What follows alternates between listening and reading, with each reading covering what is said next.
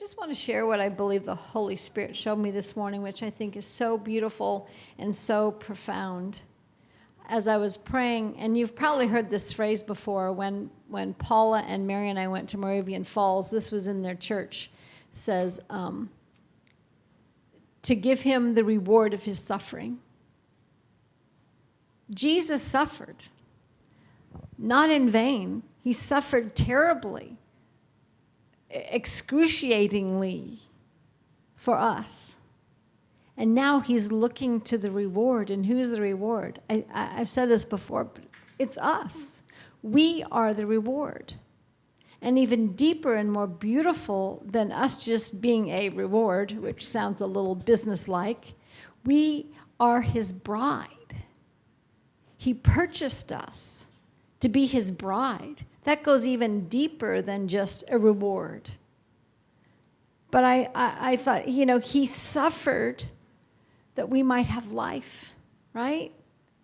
He suffered that we might be conformed to his image because he knew in himself is life and love and everything else that goes on along with that. 1 Corinthians 13, patience, kindness, not taking into account a wrong suffered.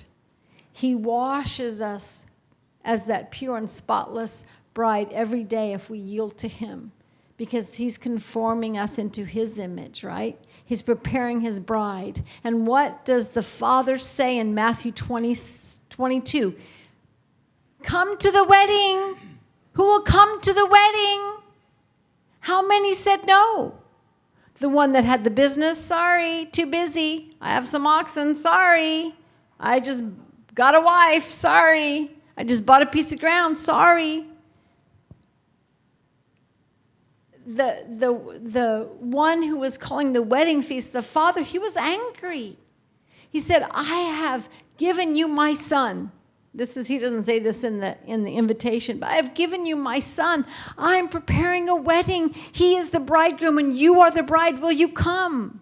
And so when they said no, he said, go out to the highways and the byways and gather those that are blind and lame and bring them to the banqueting table. He is preparing his bride for that banqueting table.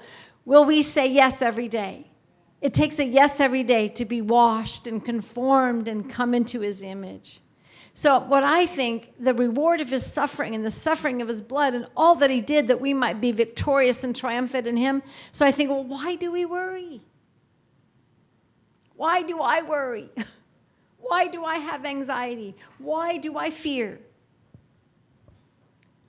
I think of that prayer in Ephesians 1, and I'll just stop here, that Ephesians 1 says, I pray, Paul prays this for the church, that you would receive the spirit of wisdom and revelation in the knowledge of him, that the eyes of your heart would be enlightened, that you would understand. And then he goes on, one of the things that he goes on to say is that we would be the reward of his inheritance. Sometimes that gets turned around, our inheritance. No, we are his inheritance. And he's looking to us as a bride. I want you. He says, I want you. I desire you. I long for you. And so the Father has called us into fellowship with his Son. The joy of fellowship. The joy of experiencing love that goes deeper than any human love, because we're spirit beings. And that's what he's called us to. Through the reward of his suffering, he was willing to die an excruciating death for us. Wow. Now he is making us his bride. But he wants us to answer the call. We don't want to be a foolish virgin, right? The foolish virgin didn't have that oil of intimacy. They didn't long for that washing of the water by the word. They did the works. They did the confession. Yeah, I'm a Christian. I do this, blah, blah, blah. But they weren't putting oil in their lamp, that oil of intimacy that draws them closer to the bridegroom.